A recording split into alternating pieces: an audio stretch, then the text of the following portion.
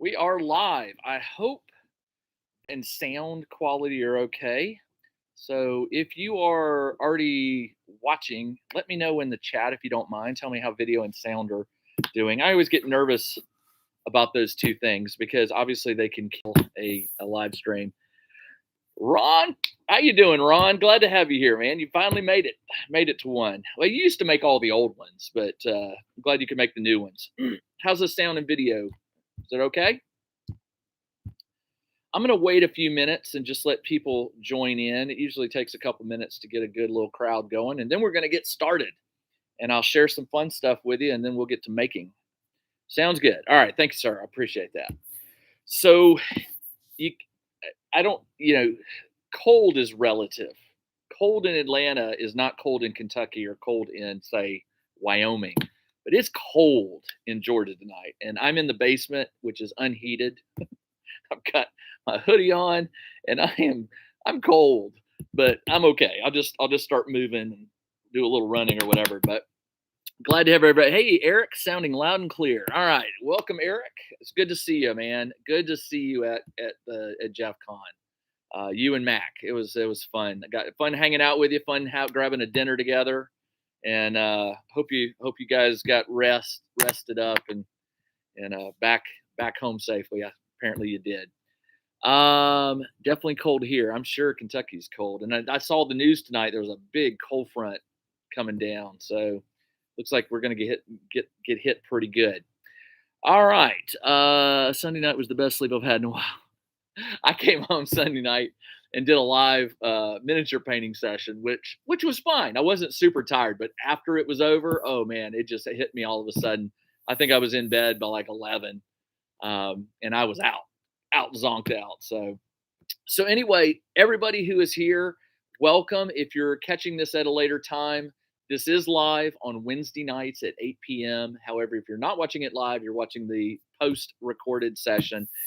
Please do consider joining us on Wednesday nights at 8 p.m. Eastern for future crafting things. I like to do live crafting sessions. I like them.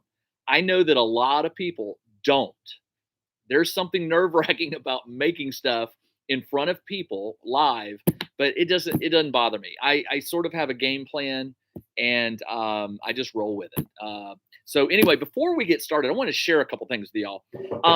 A friend of mine named Arc Vane, real name David, he met me at Jeff Con. He's a painter. He's an artist. Incredible stuff. And I've enjoyed his art for a long time. Back when I was doing Bexham's Bizarre Gaming Magazine, he would contribute art to issues here and there, and he didn't charge me. He's just like, "Hey, man, use it." And I would pay him a little bit. I didn't have a lot of money to pay, but I wanted to pay him something. But he's like, "Hey, you need art, grab it or whatever." And he had some great stuff. Well, last year, he Bill, who's Wylock of Wylock's Armory, Wylock is writing a game, and Arc Vane is doing the art for his game. And so he was at Jeff Con to, I guess, maybe, just to come game and see us all. But he did, I guess, get some meeting time with Bill about the game. And last year he gave Bill this painting. It was really well done. It was like Bill was a paladin, or I forget what the premise of it was, but it was very cool. So this year Arc Vane came, and I told him I needed to meet you because I wanted to talk to you about some art that I might need in the future or whatever. And so he's like, no problem, cool. So we met, and when he came in the room, he hands me something. He hands me this. And the likeness is uncanny. He hands me this, painted, signed on the back with his name and the date. It says, "To Jim, the tabletop engineer, truly an innovative and crafty source of inspiration." David did this for me. It's a goblin. And those of you who know me know I have a very soft spot in my heart for goblins. I do a lot of goblin crafting. I just like goblins. I think so he made a goblin engineer complete with goggles and a wrench. He's got my hair, my crazy hair. And I think the likeness is incredible. It's just, yeah, he nailed it. So David, if you're watching this, just know, God, I am still. I keep every time I come down to my workshop, I have this where I can see it. Every time I come down over the last 3 days since I got home, I look at it and it just makes me smile. So very appreciative of this custom piece of art that is going to hang proudly in my workshop, and I'm probably going to get it framed. I got to figure out how to do that. I've never had art given to me where I had to have it framed before, so I'm going to take it and have it framed. But thank you so much. Huge, huge thank you. Let me put it somewhere safe where it's not going to get spilled or kicked, and I will be right back. Okay, so let me check your no editing out your mistakes. Nope, there are definitely no editing of mistakes. That I was there when he did that. Yeah, that Eric, you were. That's right. So, what are we going to be working on tonight? Well, um, I have getting back to basics here, and some of you will have seen this before, but I want to do it again because I have a special need. I'm going to be making some dungeon tiles. If you've ever seen these are ones I make, and each one of these bricks is individually cut. They're all different sizes, different thicknesses, and it gives it this natural look that just, I mean, it's really, I love using this for dungeon. The problem is these are 1/8 or 1/4 inch thick tiles. I need this, but I need it thicker, like 1 inch thick. I have a special project that I'm doing, and I'm in need of big tiles. Now, one problem I have, it's not a problem, but it can be. These are uneven. When you run your hand over it, it's uneven because there are some pieces that are higher than others. You can't really see it here, but trust me, there's some pieces that stand out a little thicker than others.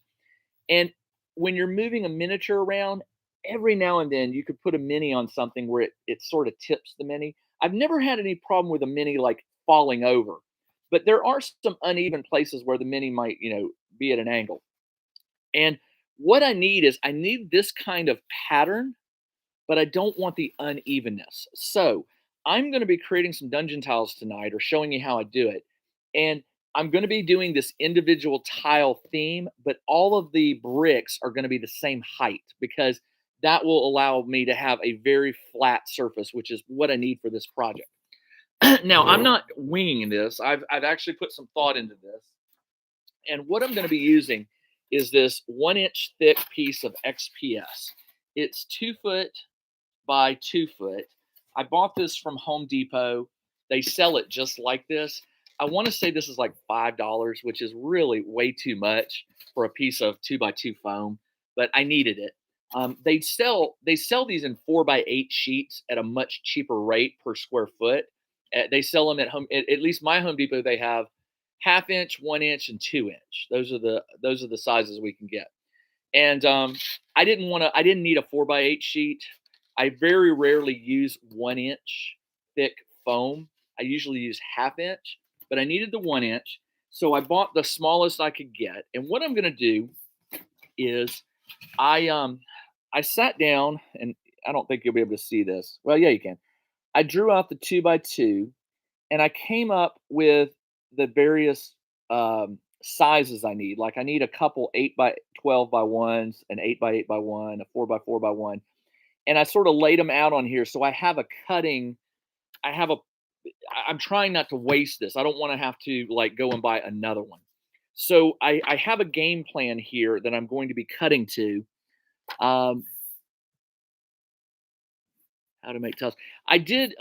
Somebody was asking. Lawrence was asking if I gave a very simple dungeon tile tutorial at Jeff Con where we made these little 4 by 4 with just a 3 by 3 grid. You use the Proxon with the wire to cut the grid, like burn it in, and also I showed them how to use the hot wire to like make the edges like uneven, like rock, and then we painted it black and dry brushed it and stuff like that. So it's very, very simplistic. The goal there was to get people comfortable using a Proxon, not scared of it, because a lot of people I find, I mean, and there were people there that are kind of nervous about using the Proxon, and I figure after you use it once or twice, you understand what it is, you know where to keep your fingers away from and stuff like that. So that was very fun. So what I'm going to do, yeah, no good game plan. What I'm going to do is I need to cut this, and these dimensions are, they don't have to be exact. Like if I say 8 by 12 by 1, if it's 7.9 inches by 11.9, that's fine. There will be some waste because of the melting of the foam, but that's okay. So what I'm going to do, I'm going to move the camera down to the Proxon, and let me get myself some room here. Pull this in, turn this down just a hair. Sorry, 1 second. Let me edit it. There we go. All right, so I have the Proxon, and unfortunately, this to cut it. Oh, sorry, to cut it, it's going to bump into the camera. So I think what I'm going to have to do temporarily is move the Proxon this way just a little bit. What I want to do is I'm going to make one cut.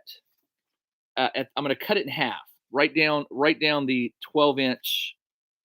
Cut it in half one way. So I can set this to 12 inches. The problem is the Proxon fence doesn't go to 12. All right. So how am I going to do this? Well, I'm going to have to use a blade to first cut it in half. That's going to break it down into a more manageable size. So as you can see, when one of the limitations of the Proxon is this: you can't do anything wider than this distance, and even then you could. It's more than 12, but you lose the grid and you lose the fence that keeps the piece sort of from rocking. So what I'm gonna do is I'm just gonna move the Proxon out of the way for just a second, and I'm gonna have to cut this piece by hand. And the easiest way to do this is with a blade and a ruler. And I'm just gonna measure from the end to 12 inches. And it doesn't have to be like exact. I'm just gonna make a little mark here. And then I'm gonna flip it down to this end and make the same mark. And I'm going to connect that with a line. Now, how am I going to do that? Well, I'm glad you asked. I am going to use a piece of wood that is slightly. Let's see, is that going to? Well, I'm using a straight edge. I'm just going to line it up. I have a T-square somewhere. I couldn't find it in time. I think it's in my garage, and I really didn't want to go out there and get it. So I'm just butting these up against each other and making as straight a line as I can. I'm going to draw the line, and then I can use the blade to cut it. Now this is 1 inch, so it's going to take a couple passes. And let me break off. I'm going to break off this one tip real quick. When you break off the razors to get, well, that may not be enough. That's not going to be enough. 1 second. So these Olfa blades are really nice, and it's really funny. It took me some experimenting to figure out how to change the blade on it. Once you've done it once, it's easy. You unscrew this part until it slips out the back, dump the blade off, and I'll discard those later with some tape so that protects the sharp part. And then you get a blade, you put the circular part on here, you insert it back in, and then you tighten this down. And there's a rib back here that keeps it from, when you screw it down too much, it hits and it can't come out again. So I'm just going to set this blade to about 1 inch cutting depth and then crank it down. Put these back in here before I cut myself. All right, let's cut. Now by cutting this in half, then I'll be able to do some work with the Proxon. And I apologize. I hate the sound of cutting foam. I'm actually going to have to take this out a little bit further. It's that squeal sound. Now I'm cutting on hardboard. This tabletop has a coating of hardboard on it, which I love hardboard. It's just a nice material that is sort of indestructible. Now, how far did I get? I got to right there. So now I can finish this cut.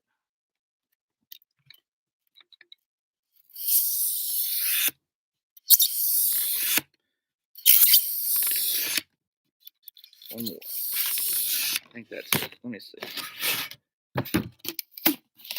There we go. All right. Half and half. Okay, now I can use the Proxon. So let's get that back here and get the fence set up. Now, the first thing I want to do, according to this, I have two pieces called A right there. The A's are the 8 by 12 by 1. This piece is 12 inches thick by 2 inches long. So I've already got one of the cuts made. So I need to set the fence to 8 inches. So I'm going to put the blade on here, push the fence back until it's right at 8, which is right there. And there's a little bit of melting that will happen. That's okay. I can live with that. I lock my fence down. Now my fence is not straight, so there we go. All right, and then I'm gonna make 2 of these. When I pass it through, there's enough space up here that it won't hit the camera. So I'm gonna turn the heat up just a little bit because I really need to cut through this 1 inch. All right, so here we go. And I'm standing far enough back that I'm not worried about my eyes. Normally I wear eye shields when I use my Proxon, but I don't want to confuse myself to go get them. So I'm cutting 2 8 by 12 tiles. These will be the biggest tiles I have in this collection. All right, there we go. So there's 2 of them. And the next one, this is, if I measure it, it should be 8 inches. It is. I have part B. Part B on here is an 8 by 8 by 1. So if it's 8 this way, now I want it to be 8 this way. So I just run this through again. And if you're like me, when you're doing this sort of on the fly, you're not thinking as logically about your cuts. But like I said, I've been mulling this over for a few days, so I've had time to get my cut sort of optimized on the piece. Now I need 4 parts of C, which are 4 by 4 by 1. Now this should be 4 inches. Actually, this way, sorry. And it is. So I need to set the fence to 4 inches and run this through, and I'll have 2 of the 4 by 4s. And these are not square and they're not perfect, but that's okay. They just need to be, you can see that there's a little bit of lost material there. I don't know how that happened, but it's okay. What I am going to do, I think, is, wow, that's a big difference. How did I don't know. I guess with all the melting and stuff, there was a mishap somewhere, but that's okay. I need those. Let's see. Now I need to take the other 12-inch half back here. All right. The next thing I want to do is I have a 12-inch by, part D is 12 by 4. This is already set to 4. This is set to 12.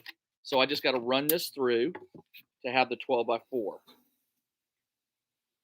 And yes, this is what engineers, I thought about this. I was like, how am I going to make all these cuts? How do I optimize it so that I can do it faster? So there we go. So I've got more than half my parts already cut, I think. All right.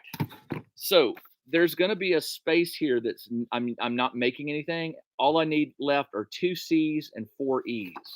Now the C's are 4 by 4. I'm going to go ahead and cut another 4-inch piece off of here.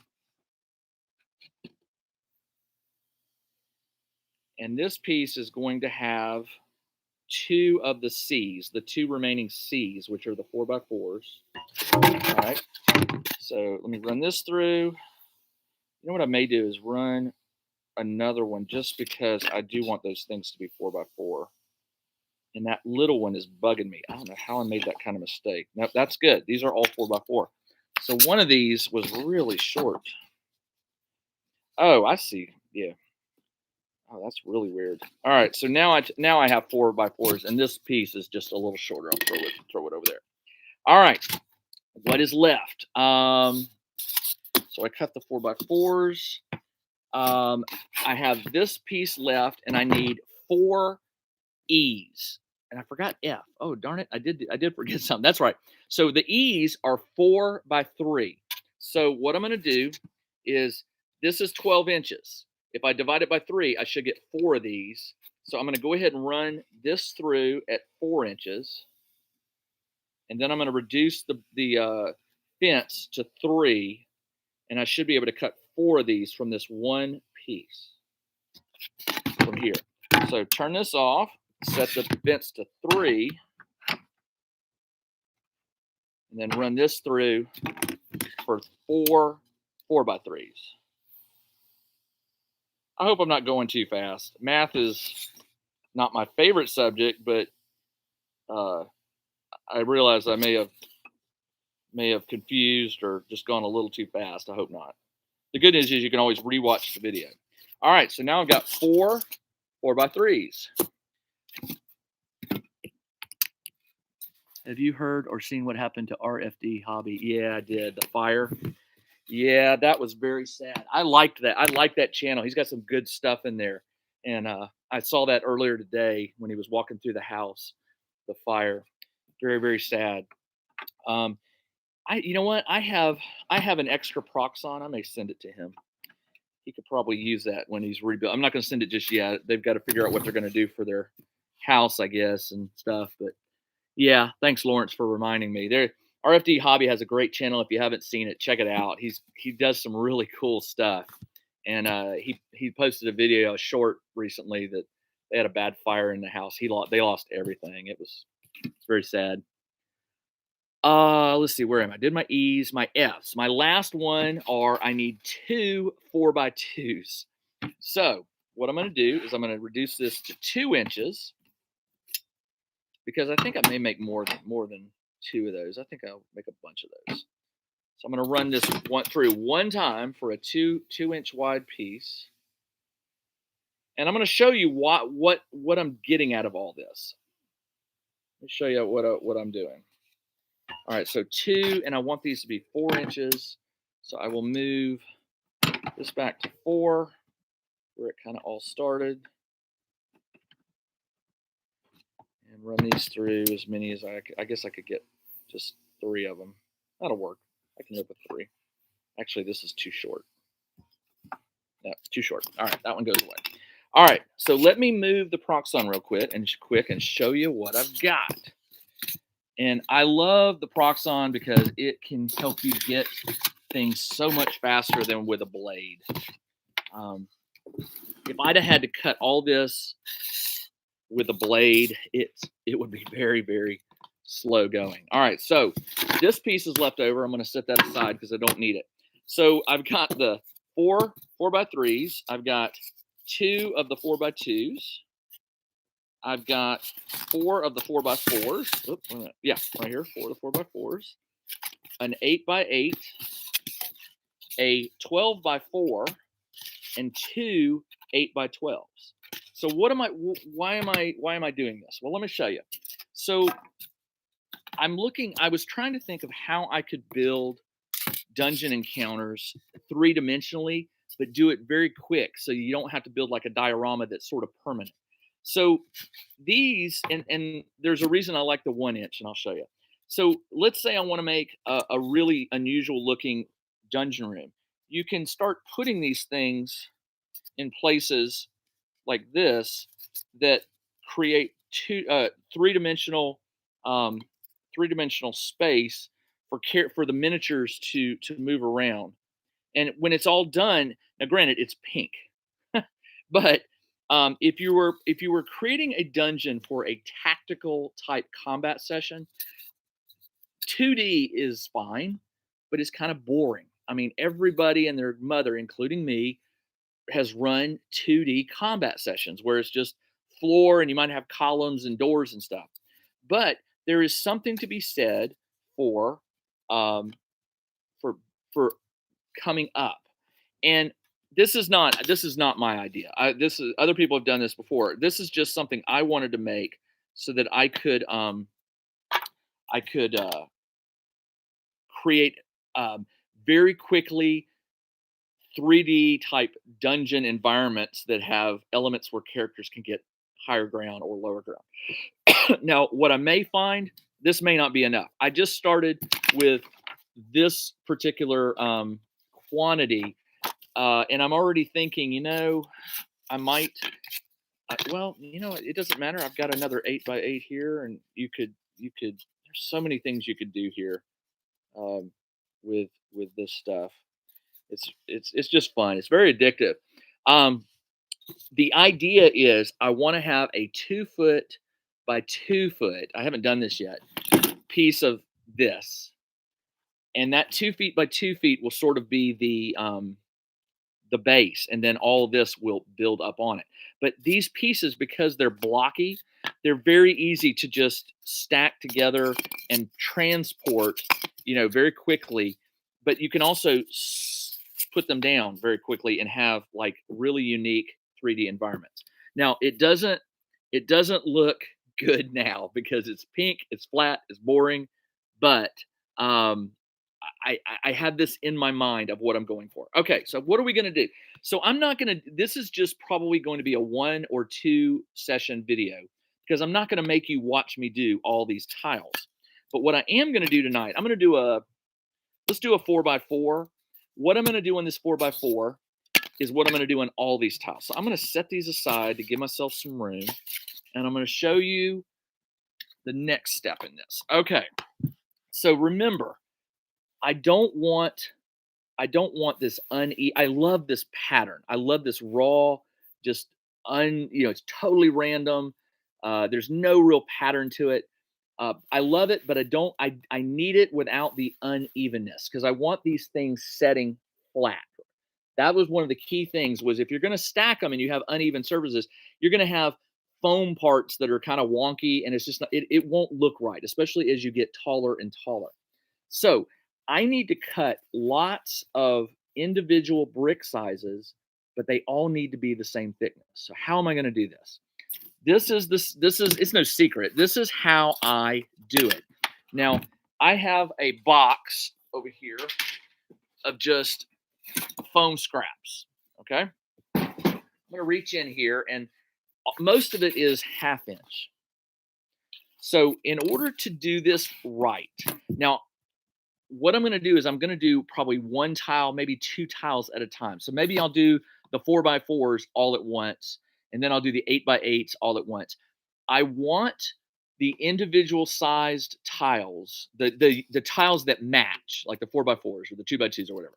I want them to all be done at the same time so that there is a consistent thickness to the tile or to the bricks. And how am I going to do that? Well, I'm going to have to cut a lot of bricks, enough to warrant covering however many I'm going to do. So right now I have 4 4x4s. You know what? Let's do the 2x2 only because since I only have 2 of those, I can do this quicker. So I want to do these 2x2s. I only have 2 of them, and I want to cover them in such a way that they're consistent. So what I'm going to do is I need to cut material that is the same. All the bricks are going to be the same height. So what I'm going to do is I'm going to set this fence to a random height. I didn't even measure it. Notice I didn't measure it. It's about 1/8 of an inch, give or take. It could be, I don't know. I'm not going to measure it. I don't care. But what I am going to do is I'm going to cut enough material at this thickness to make me a bunch of bricks. So what I'm going to do is I'm going to lock down the fence, and I'm going to turn this on, and I'm going to just run this. I'm putting it up against the fence, and I'm using it. I'm going to go slow, and I'm just cutting a thickness that's about the thickness of whatever that range is. Now, the problem is this fence is not the greatest, and it's wobbly.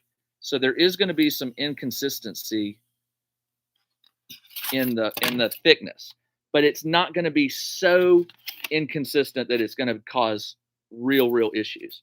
So I can just keep running this through, and I'm looking at the top of it, and I'm just eyeballing it and trying to keep it consistent. My hand is shaking a little bit just because it doesn't have any support on the back of the fence, which is fine. When I get to a certain point, I'll just pull it off and set it aside. So I'm getting these sheets that are all the same thickness approximately, and these are going to be what I'm going to cut the bricks out of. So let's keep going. Let me cut this piece off. It's a little unwieldy. All right, there we go. All right, so let's go.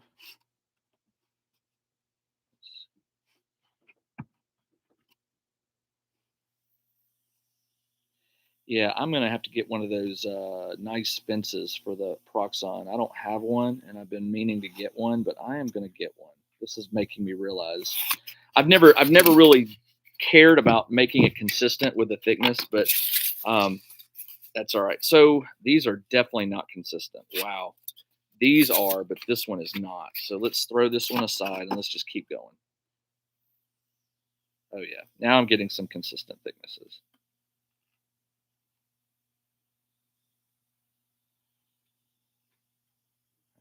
I'm gonna do one more.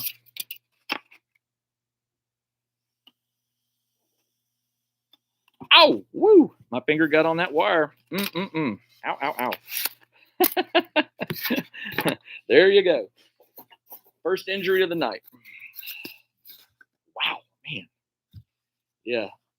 It was so thin, my finger touched the wire. I felt it, and then I realized, oh, that's a wire. Then the heat hit me.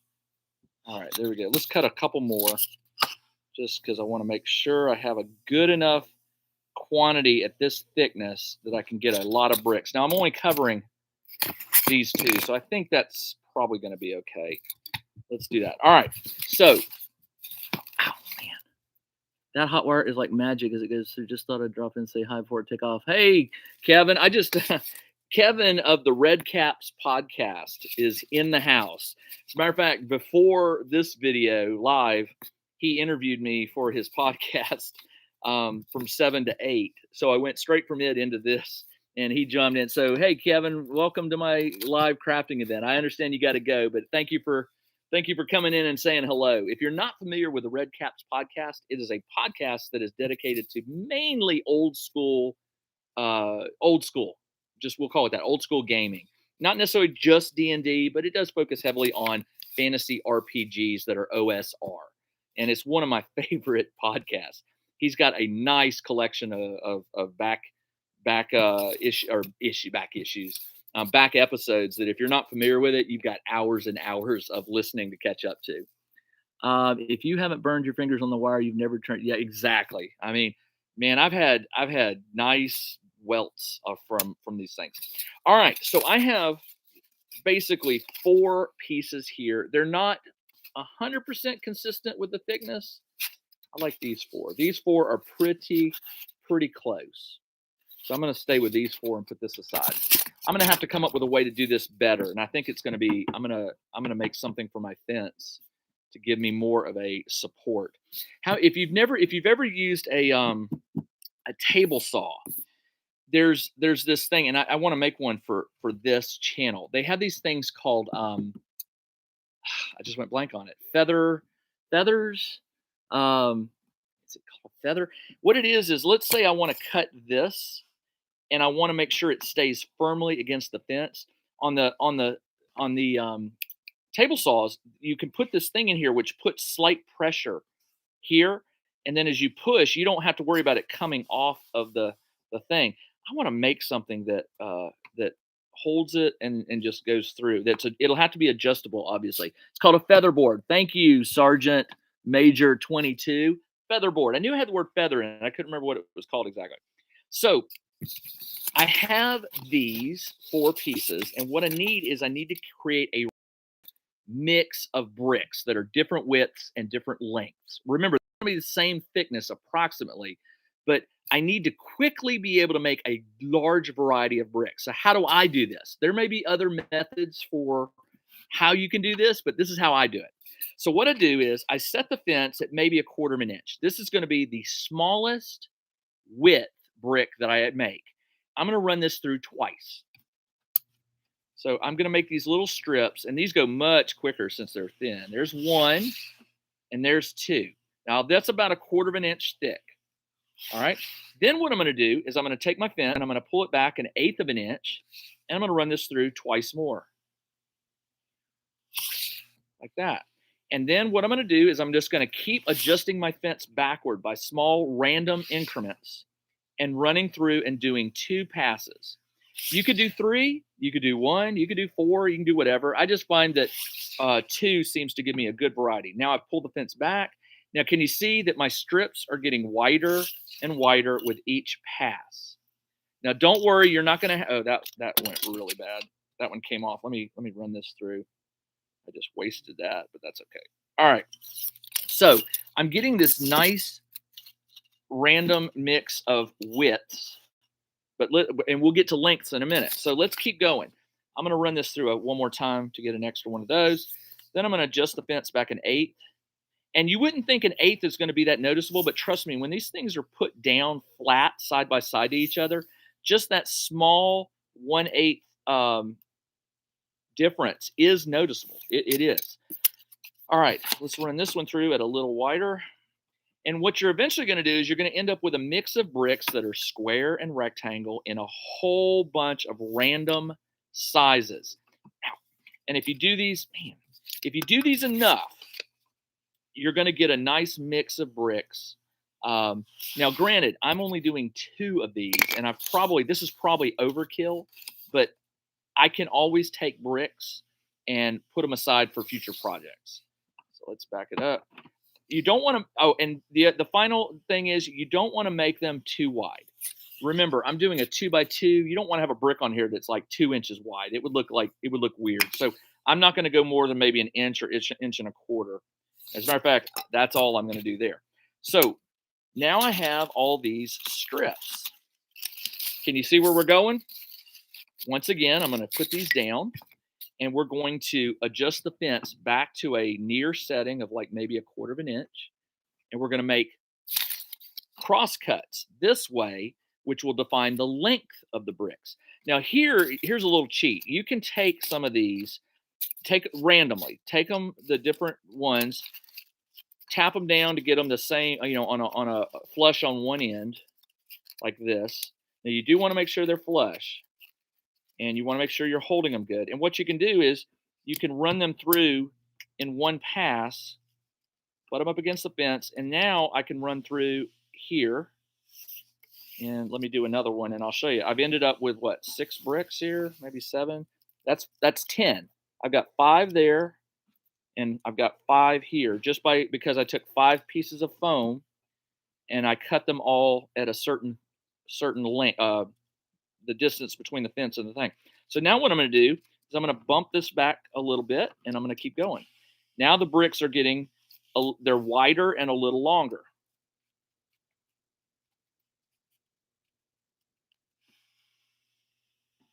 All right.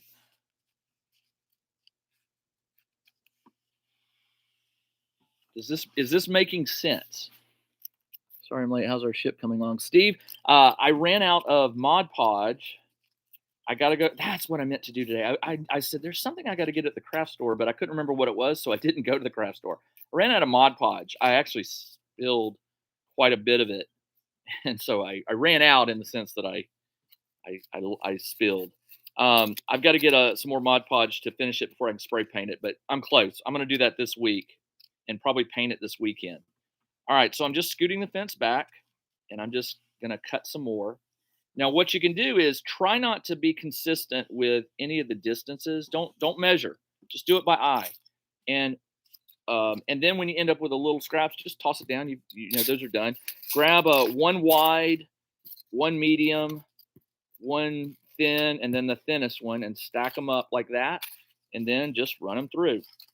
And all you're doing is you're randomizing the bricks so that you can get a variety of widths and lengths. And you could run these through one at a time, but trust me, by stacking them like this, you're going to save some time. Are there any questions about what I'm doing here? Does this make sense? I hope it does. It's how I do it. Now, again, there may be other ways to do this, but this is how I do it. And then what I do is when I get too far away, I don't want much more than an inch. Then what I do is I come back, and instead of a 1/4 inch, maybe I'll do Maybe I'll do 5/8 or a little bit more than a quarter. I try not to think about it. I just cut, shift, cut, do a couple passes, shift it, cut it again. And if you're not paying attention to the distance, you'll end up with some randomness. It'll look random, and you won't have to worry about any kind of like pattern showing up. So I'm almost done here. I've got like just a few more pieces to run through. I'm going to move the fence back again, and all of my Proxon bricks look too clean. Well, we're going to deal with that in just a second. I'm going to show you. So let me do this. Let me lock this down.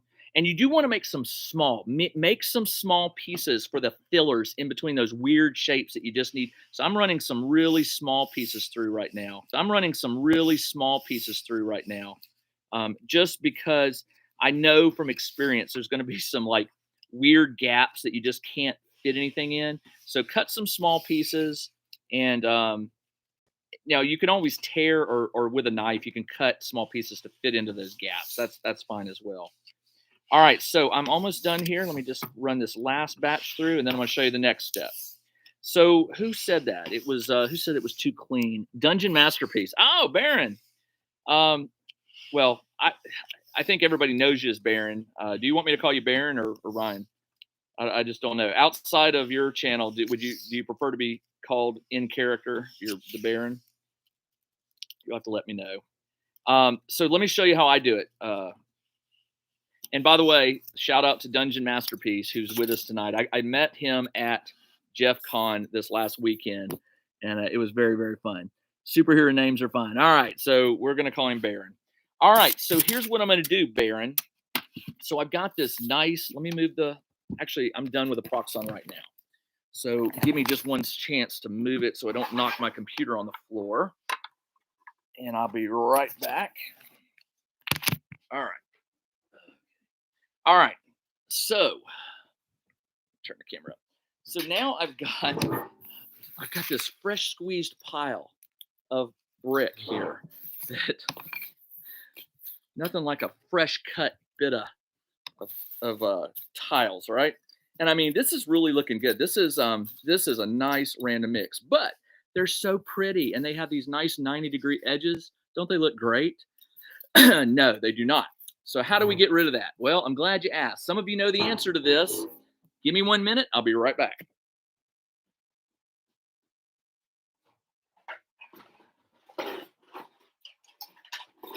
Let me introduce you to the patented tabletop engineer foam stress, or foam, we'll call it the foam texturizer. The foam texturizer is a patent pending process for making your tiles look better. It involves a Huggies diaper wipe box from when my kids were small. Inside, you will find dozens and dozens of random hex wrenches that I have collected through the years from various IKEA products, other products that you get hex wrenches. If I'm ever in need of a hex wrench, I don't even go. I have a hex wrench like tool that has them all. I don't even go there. I just come to this and they're there. So watch this. Take your tiles, just like we're cooking. Put all your tiles inside. And I am not going to make you guys hear this. I'm probably going to mute this if I can. I think I know how to mute it. So close it up. Let me see. Can I mute this? I'm going to mute, and you tell me if you can hear me talking. I'm going to keep. Can you hear me now? So I think it did mute. Did it? It did. Oh, it didn't? You mean you could still hear me? Oh, shoot. There should have been a period there where I continued to talk, but it should have gotten like, I'm going to move my hands and I'm going to talk. Now I can hear you. Okay. All right. So there was a delay. So I'm going to mute, and I'm going to shake this for like 45 seconds.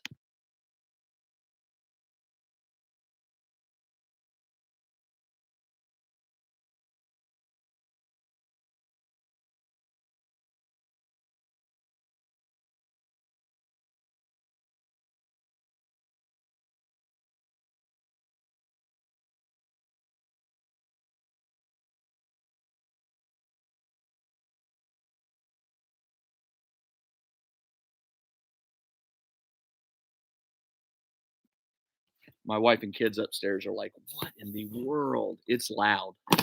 All right. I normally do this during the day when they're not here. All right. Dump it out. Don't breathe any of the red dust. I'm kidding. It's not that bad. This is the part that takes the longest time, is basically picking out all the wrenches. And like Ron said, or Kentucky Fried, you can use rocks. I used to use rocks, but it would leave this fine powder on everything, like rock powder. Like, the wrenches do not do that. The wrenches end up with some foam on them, but that's okay. The rocks would leave this residue on my foam, and I didn't like that. All right, now these are looking much more ragged, and the edges are not sharp. They're very, very texturized. All right, so you've got this part. Now you can use tacky glue, wood glue. Don't use a hot glue gun. All right, I prefer tacky glue. It does take a little longer to dry. I usually just leave it overnight, but it's really the only thing I've found that, and it doesn't set or dry so fast that you can't correct things. Like when you get done, you look at it and you go, oh, I don't like that. You can peel pieces off. So, you know, people who use nuts and bolts, that will work too. That would work too. All right. So here's how I do it. I just lay down a bead of glue all around, and I'm going to use my finger in a second to smear it and cover this, every square inch of this. Now, when you get to the bigger pieces, like the 8x8s or the 12x8s, I do this in quadrants. I don't do it all at one time. So just cover it in a nice bit of glue, and then use your finger to get it everywhere. You want to make sure there's no pink showing anywhere, because you want all these tiles to not be able to peel up. Of course, now I've got glue all over my fingers. I'm gonna, by the way, eventually, I promise, eventually, probably in the next few months, probably over the holidays, I'm going to be transitioning my crafting area over to a table that I have that raises and lowers. I bought it specifically because it's under a very bright LED light. Eventually, I'm going to get to that so that I have all of my stuff, like my towels, my glue, everything will be within reach. So I don't have to keep, like, walking away. All right, so I've got the tacky glue put here. So how do you start? Well, just start. Don't think about it. If you start thinking about this, you might start noticing a pattern. So what I do is I just grab a few without looking, and I just start putting them in random places, in random orientations. All right. Don't think about it. You can go off the edge, and I'll show you. Once this dries, you trim it flush with a knife. It doesn't matter. Just start putting these anywhere you can, and then when it starts getting tight, put them up against one another, like so. And don't think about it. Just do it. Just place them, grab another handful, randomize it, shake it up.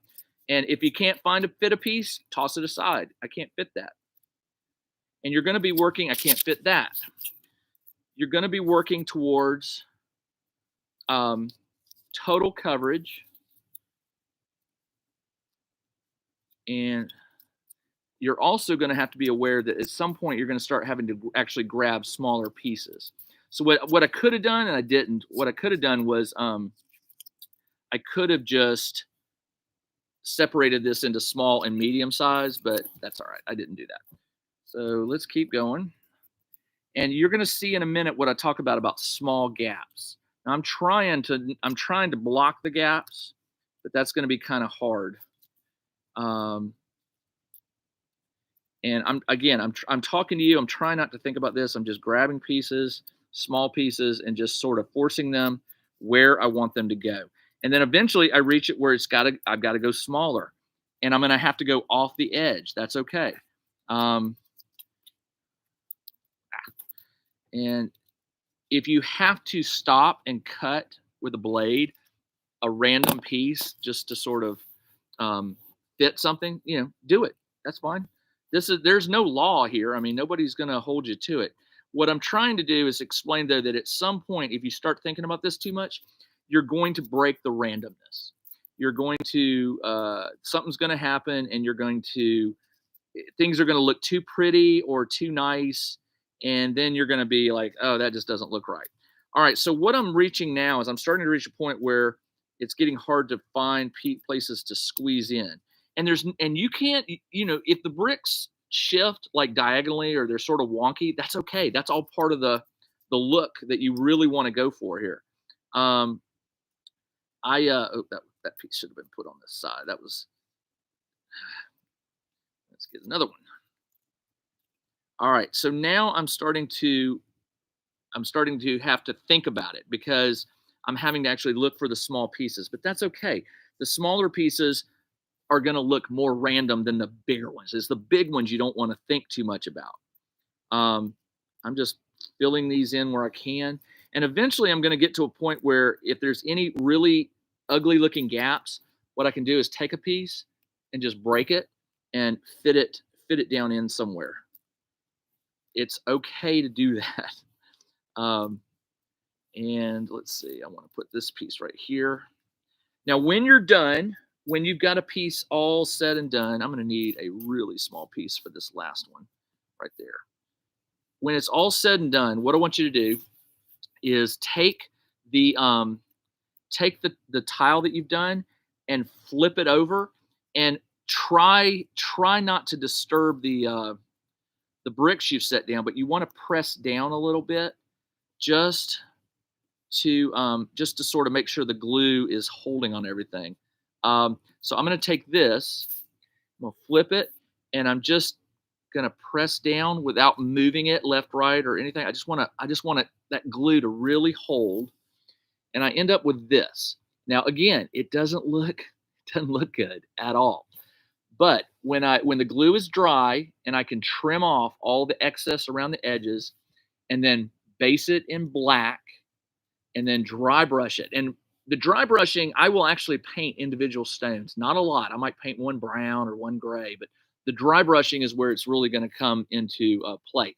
There are lots of videos out there that you can find different different methods for painting your tiles. Find one that you like the look of. Wylock has some really a good variety of dungeon tile color schemes. He has some wild and crazy ones. He has some very muted ones.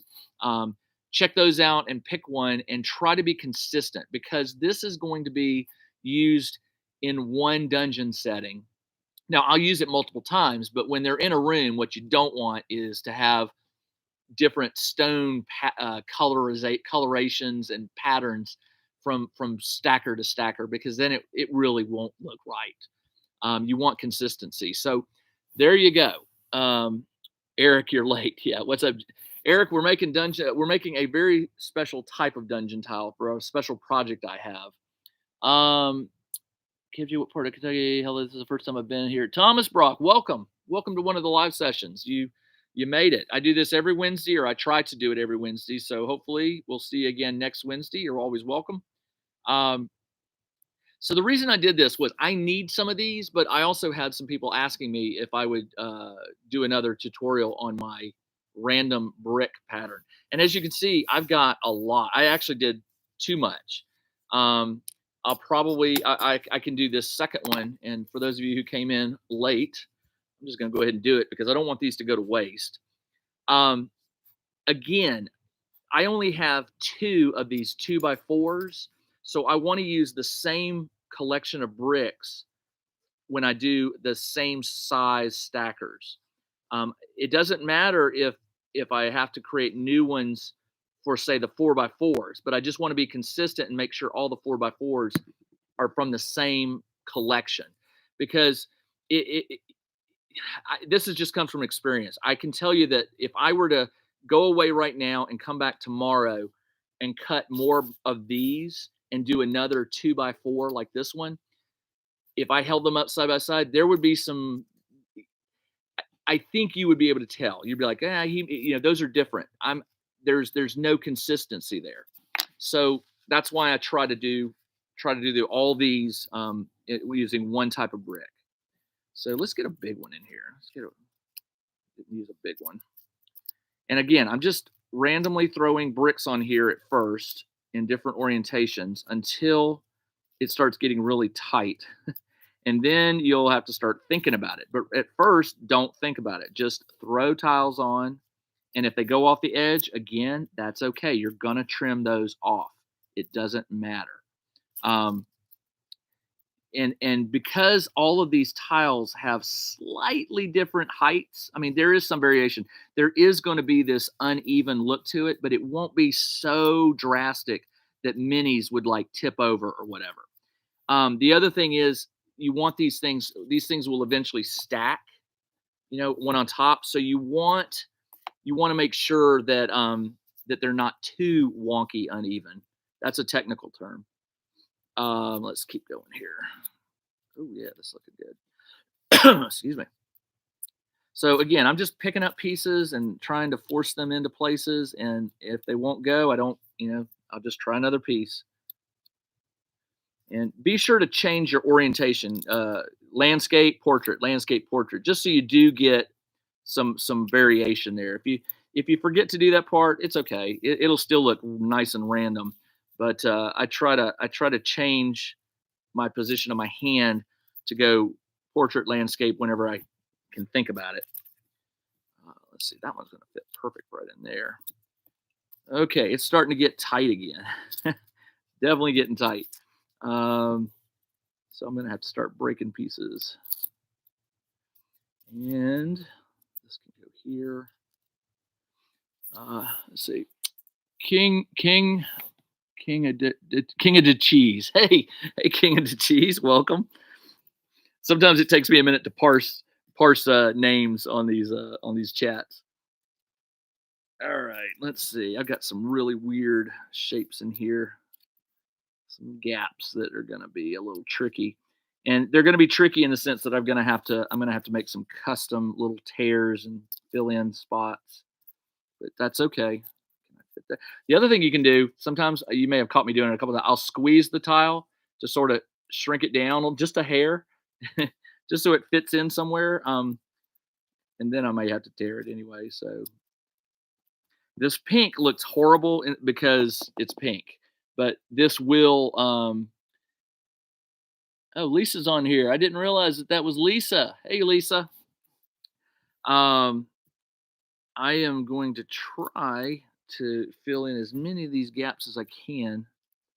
Because now, if you have a gap, you do want to leave some gaps. I mean, some gaps are going to make it look more natural once it's painted up. You don't want to have every tile or every brick butted up against another one with no gaps. There have to be gaps so you get that look of that kludged together, like the floor is sort of coming apart.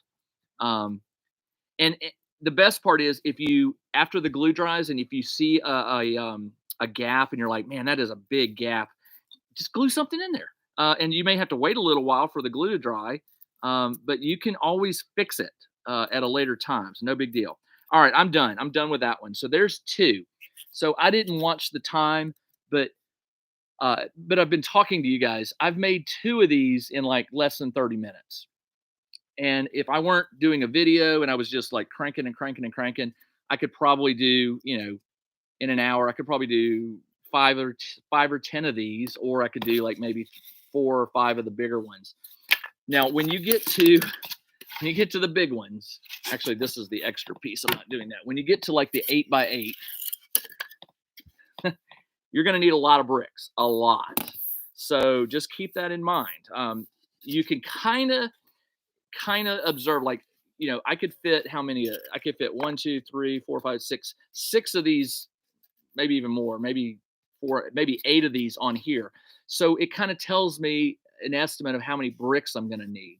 I ran, I did however many slices for just these two, and I have some left over. This is not enough to do the four 4x4s. That is not enough. So I am not going to use this on these.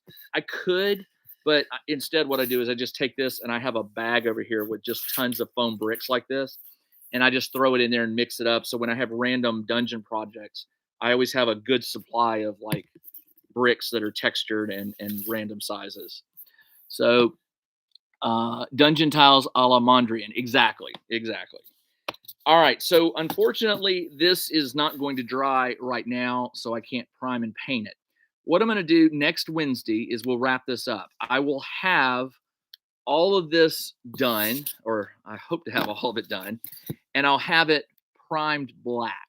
And then we'll go over the painting of individual tiles and the dry brushing. And by the way, I will be painting the edge black on all of these. I want it to be black.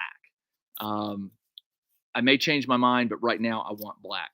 All right, so this is the one I just did. So I'm going to flip it over, press this down carefully just to get the glue nice and. So actually, it was this one. Sorry. Um, Press it down just to get that glue nice and sealed so that these don't pop off after they're done. And tomorrow I should be able to just come with my blade, flip these over, and just cut the overhang flush to the edge and be left with a nice clean tile. All right, am I going to do the sides? I'm going to paint them black, Ron. Paint them black. Thomas says I make 1.5-inch scale dioramas for action figures, and I found channels like this in Blackmagic have been a great help. Glad to hear it. I'm glad you're finding some of the stuff I do useful. Are you going to make these double sided? Asked Dungeon Matron. No, I'm not.